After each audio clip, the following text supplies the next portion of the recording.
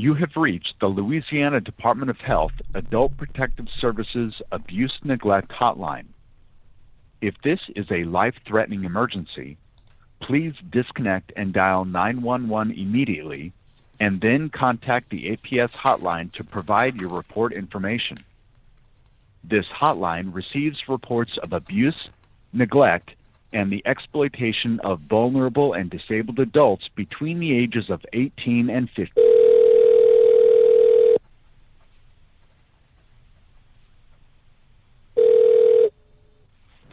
Adult Protective Services, Tracy speaking. How may I help you? Hi, I'm calling after being referred to this line by the Department of Children and Family Services via parent line that they have. They said that you guys might be able to help. I'm an adult disabled child receiving Social Security reference DI. I'm calling in reference to issues with my caregivers. Is this the non-emergency line, or is this just the hotline? It's just the hotline. Okay, they gave me the number, and I was under the assumption it was a non-emergency line. Do you have a non-emergency line you can give me that I could connect to? No. I mean, if there's allegations of abuse and neglect, this is the call. You will contact us so that we can process a report. And if the report is accepted as a case of abuse or neglect, then an investigation will be followed through. Okay. All right, then I probably should start with you guys then. Okay. Let me get some information first. Can I place you on a brief hold, okay? All right. All right.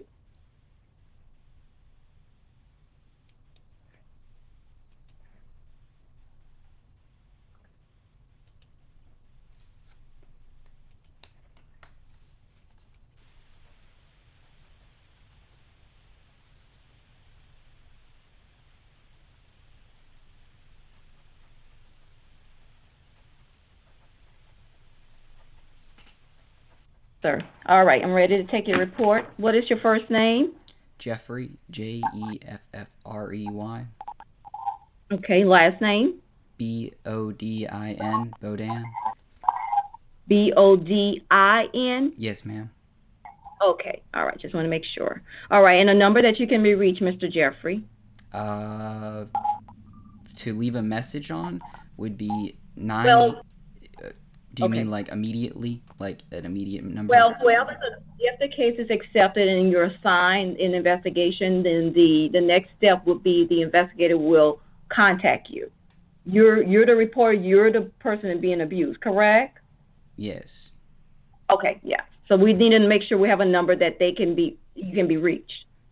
Okay, then that would be my cell, 985 272 8989.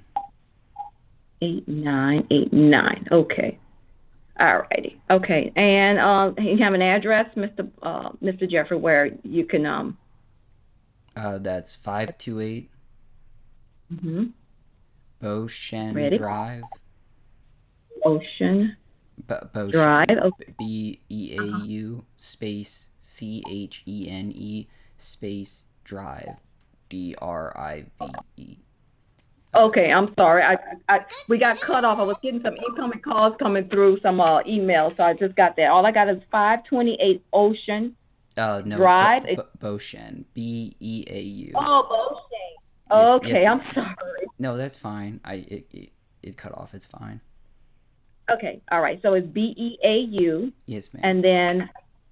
And then you spell what? CHENE. Okay. And then another space and then Drive. Okay, got it. And you're in, where is this located? A subdivision? The name of the town or city? Oh, Mandeville, Louisiana, 70471. Okay.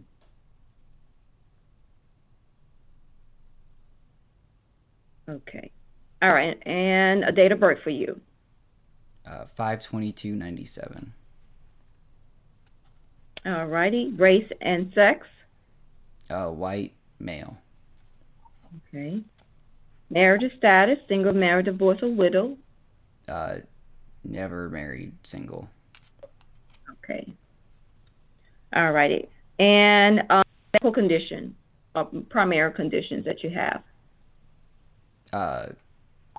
Stage 4 malignant melanoma, and for the disability curing, I think they just stuck with the narcolepsy because that's systemic from the treatment. But that was enough on its own. So just put that down. Be the Well, I mean, they did also add on to the Social Security case the migraines and the neuropathy, but they didn't add the epilepsy because they didn't have a confirmed diagnosis then to add, but they do now. So I guess the epilepsy as well. But the narcolepsy is, I guess, the primary for at least the disability for the case itself. Okay. And so as far as limitations, do you utilize a walker? Do you utilize a wheelchair or any cane?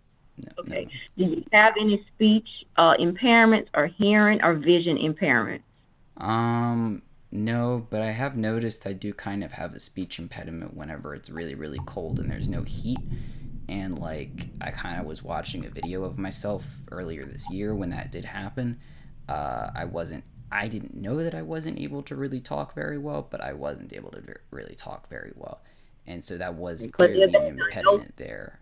So I guess that was probably had something to do with the epilepsy, and I was probably having small seizures. But outside of that, I don't think I have any impediments. Okay, that's fine. Now, you receive Social Security or any type of disability? Yes, and if so, disability, yes. Do you manage your money, or does anyone? I manage my money. Okay, so you don't have a representative payee. Okay, and do you receive any supports in the home, such as any waiver services, no, home help? No, I don't receive any of that. I didn't. Waiver service. I'll write that down. Yeah. Yeah, waiver services is where, if you receive Medicaid and you qualify, if you meet the criteria for some type of, like nursing home, if you require assistance with some type of activities of daily living, like bathing and dressing and grooming and things of that nature, someone will come in, they assess you to see if you meet the criteria, and they will come into the home and provide so many hours a week of services to assist. Oh, they qualified me for some of that, but then the judge ruled that my mother's my caregiver and that they wouldn't assign me someone because of no described reason. But if I had to guess, it was just that they don't have many people, and I didn't really need help with the bathing or grooming at all, but I needed help with everything else like laundry and other stuff was expected for someone like me to just by the Social Security case alone need the assistance. So Medicaid did have the pre-authorized funding, but no, I brought that in front of a judge twice, and okay. Yeah, we'll go into, but yeah, that's if you have to in order to get those services, you have to require some assistance in the main levels of care, like bathing, dressing, and grooming, and things of that nature. Then maybe that was a different thing that I applied for. Okay. All right. So do you live alone? No, ma'am. Okay. Who lives in the home with you? My caregivers. What are their names? My parents, Mark Neil Bodin, my father, and my mother, Linda Darlene Rhea Bodin. Okay. I'm writing this stuff, so you got to kind of slow it down a little bit for me, okay? Oh, no problem, ma'am. Sorry. That's okay. So we have Mr. Mark. You say your dad's name is Mark, and what is his, you had a middle name, I thought. Neil, Neal. Uh-huh. Okay, and that's your father. And then your mother's name? Linda, Linda, space, okay. Darlene, space Rhea, space Bodin. Okay. All right, and that's your mother. Okay. And who are we listing as who are the accused or who are allegedly abusing or neglecting you? Mainly my mother, I guess, but I mean, I'm not really sure what the dynamic is going on between them right now. Things haven't been as bad as they have been in the past, but things tend to escalate quite expediently, and in years past we've had the police here almost every single day to give you a defined how bad it has been type of a deal.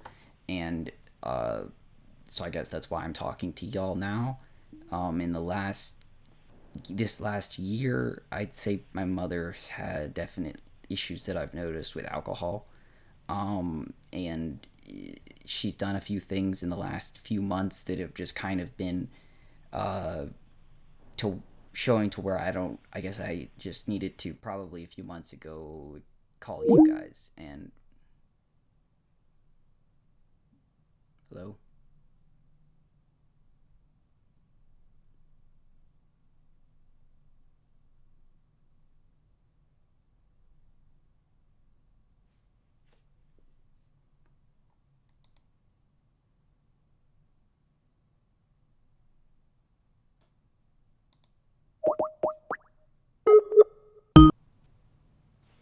You have reached the Louisiana Department of Health Adult Protective Services Abuse Neglect Hotline. If this is a life-threatening emergency, please disconnect and dial 911 immediately, and then contact the APS hotline to provide your report information. This hotline receives reports of abuse, neglect, and the exploitation of vulnerable and disabled adults between the ages of 18 and 59. Please hold for the next available intake specialist.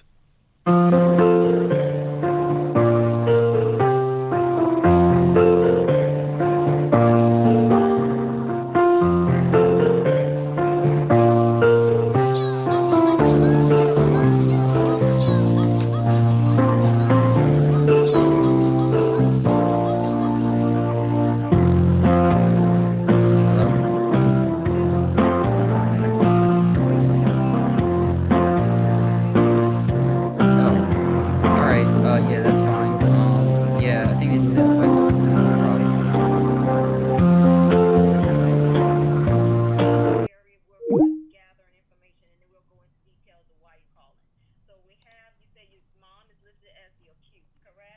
Yes, ma'am, that's correct.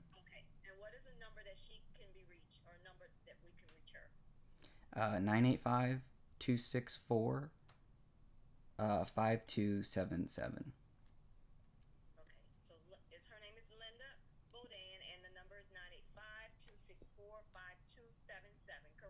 Yes, ma'am.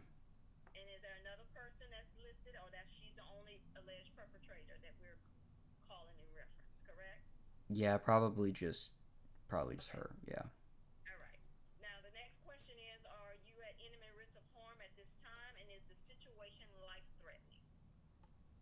No, no, not at this time. I'd rather keep it de-escalated. That's why I'm trying to find out a way to call and make sure that it doesn't get escalated really fast.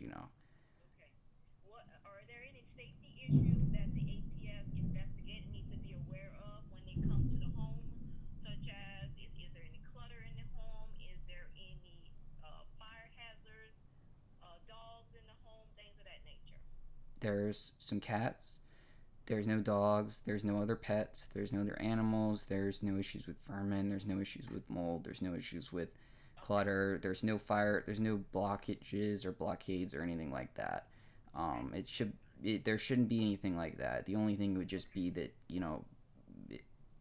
times my mother's kind of like not handled things and lashed out and stuff, and there's been assault and battery stuff in the past. But I don't want. If you guys do come, it would be better not to do it while she's here.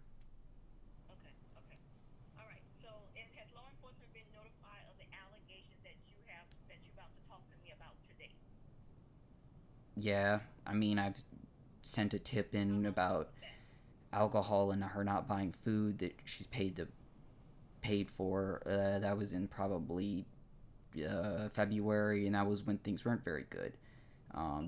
She has kind of issues with, I don't know what it would be to describe because she's been cleared for mental health issues, but it would be things like she turns off the heat, and she has kind of an obsession about the heat and the heat turning on even during the coldest parts of winter, and her like breaking the heat to where it doesn't turn on at all. And my father had to kind of deal with that this year because there was no heat for about 2 months. And it during the coldest parts of winter for this area, and that was very bad for directly with my epilepsy. That can't occur. Now that might probably not be as much of an issue in the future because I got the setup with a smaller unit that's separate, but there still are issues in general with that overall. That did still happen, and that's still kind of a problem. Oh, this is something more. This is something more recent, and that's why I'm calling. That's just context for the because you asked about the last time I had informed law enforcement. Uh, the a few 3 weeks or so ago, maybe 4 weeks about now, the one of the rooms upstairs was locked, and now I have no access to it, and that's not a good sign. That's actually very uh, that's a bad sign to me because another one of the things that my mother has always kind of fixated on has been uh, basically like removing the amount of space that I have the ability to claim usage of and things, even though I pay and they had agreed to as part of a rent agreement with Social Security for that space as well, and that space is also used by my sister. And I don't know who put the lock on it, but someone did, and I didn't want to bring it up to either parent to without some sort of law enforcement context already there present because I don't want to escalate things because there could be significant risk of them snapping or something. There's two rooms that are north facing that are essentially bedrooms. They're two north facing bedrooms that the door to enter them are north facing, and the closest north facing room that's to the uh, east of the bathroom upstairs on the second floor. There's a single full bath, no half baths, just a single full, and it also has a door entering it to face north. And so there's one corridor, and to the right of that bath is the room in question. It had its previously enterable space that I still have paid them for. It now replaced with a different like still like circular handle, but like now it has a lock on the handle, and I just didn't want to say anything. Yes, yes, ma'am.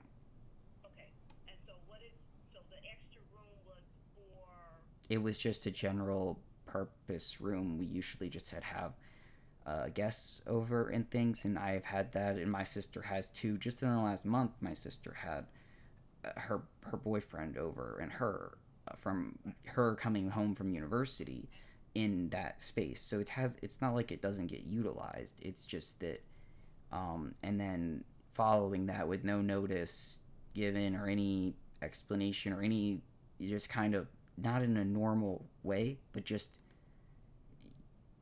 now there's denial of entry to it and still no notice or anything, and it's been a while. That's kind of concerning. It leads to the normal thing that my mother's fixating on something to do with rent and things because she's done that before. She's that directly regarding her last year when I had to call the police because she was slamming a door into my head because she was fixating about trying to get me to move into an apartment that she had tried to set up on her own. It was never going to happen because it was like something with her, and that was bad. That was bad. That was bad. The whole like the deputies were responding to that and stuff, and they were aware of me being taken to that apartment by my mother the next day, which she just dumped me there basically so that I could like discuss it with like the people who own and run the facility.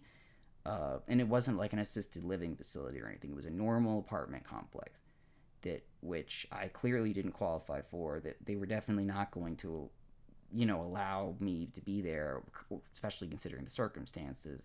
And so that's especially why I'm calling y'all because anytime that there's something to do with an alteration of the current status quo within in regard housing and stuff, Usually it has to do with my mother and something with some sort of obsession or fixation of hers in some sort of a way, or maybe she's that I don't know if that just extends past any potentials that I wouldn't say substance abuse, because I don't think she's like an alcoholic or anything, but she has increased the amount of alcohol she's drank in the last year. So I don't know what's really been going on, but it doesn't seem like a very good circumstance, and I kind of feel like strongly that it could be an environment to escalate, because I just don't know really what's going on with her. Okay. Well, the thing is, if there's some things that's going on with her and you're not happy with what things are, you have that opportunity to move out. You don't have to stay in a situation that you don't feel that you're being cared for or neglected or mistreated or. Ma'am, I'll die if I move out. If there's a difference between me committing suicide and staying here, I'm staying here. Have a little peace if it's just for a few minutes, then not to have to be in a situation where you're unhappy all the time. You know what I'm saying? But I'm not unhappy all the time either. It's not about my happiness here. It's about just general. I pay for the space, and my sister also uses the space, and this has always been an indicator of something worse coming. That's all it really is. How much is your portion of the rent? It's $250 for all inclusive everything, and just because that was. So basically, you're saying that you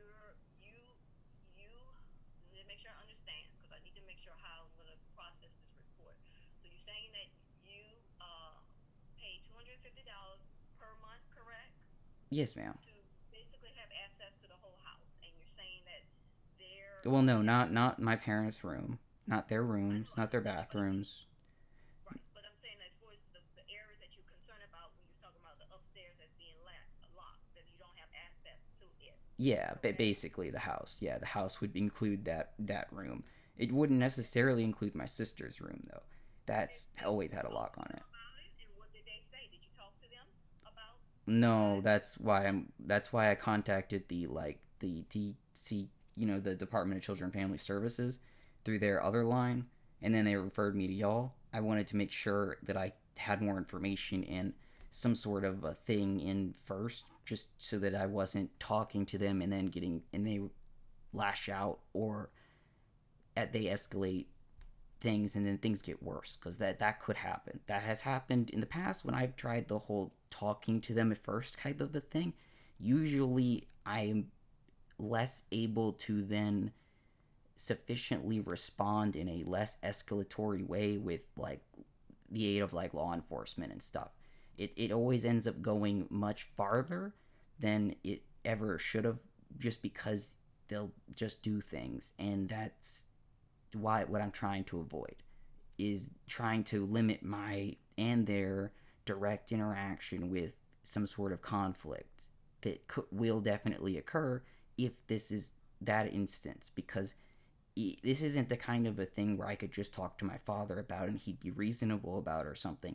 If this has to do with my mother, this is inherently something that you could assume is some sort of mental illness or something. It's not something that I could talk through someone about, or I wouldn't expect even the deputies to come by and be able to talk to her. When they come by, they always come by to just talk to me and my father. They don't come by and talk to my mother. They explicitly are always avoiding her, and I believe it's more or less because of that. They could talk to her in other contexts. I have no idea, but as far as I've literally seen, and myself as a witness, it's just been exclusively us and away from her, basically. All right. So let me get some additional information. First of all, for your father, Mr. Mark, he has a number that he can be reached as he's familiar with this situation. Yes, ma'am. I'll give you his number. Yes, ma'am. Okay. Let me just make sure to give you the right one.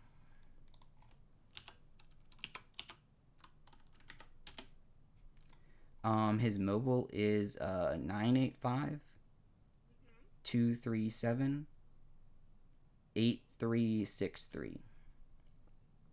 Okay, so his number is 985-237-8363, and your mom's number, Miss Linda, number is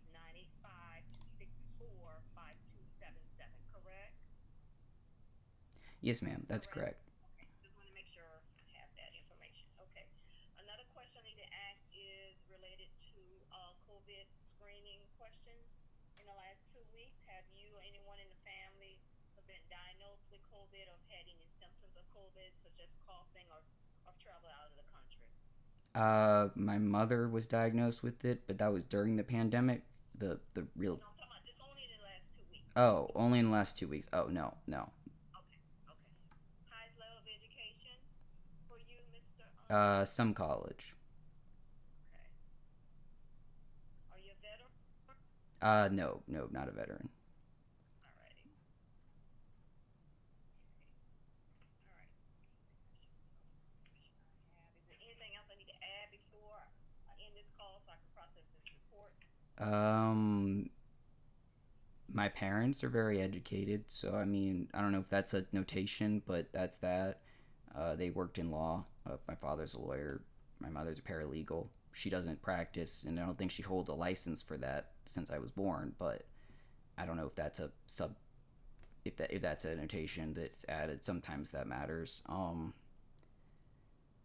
That's all, I guess. I don't really have. I don't. I don't really know of anything else to really say. Okay. Alrighty then. Well, I'll enter this information in, and if the case is accepted, then someone will call you at the number that you provided to me. Okay? Okay. Okay. Thank you, and you have a good day. All right? You too, ma'am. Thank you. Bye.